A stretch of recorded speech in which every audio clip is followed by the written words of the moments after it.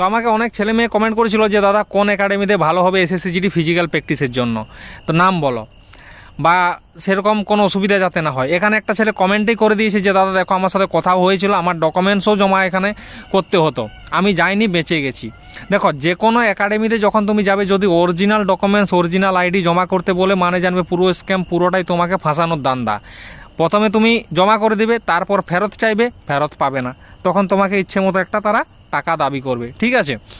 তো তুমি যখন ওর কাছে পড়তে যাচ্ছ, তোমার সার্টিফিকেট জমা করার মানেটা কি? তুমি তো টাকা দিয়ে মাসের ফিজ দিয়ে সেখানে পড়বে। খান স্যারও একাডেমি করেছে, খান স্যার কারো সার্টিফিকেট রাখে না, হাজার হাজার ছেলে সেখানে যায়, টাকা দেয়, প্রত্যেক মাসের পড়াশুনো করে চলে আসে, কারণ সেখানে ফ্রড না সেটা সঠিক একটা জায়গা, ঠিক আছে। আর তুমি যখনই একাডেমিতে বা যে কোনো জায়গাতে তুমি যখনই ডকুমেন্টস দিবে, তুমি ওর হাতের মুঠোয় চলে আসলে, তোমাকে ডকুমেন্টস দিয়ে দেওয়া মানে তোমার সব কিছু বন্ধ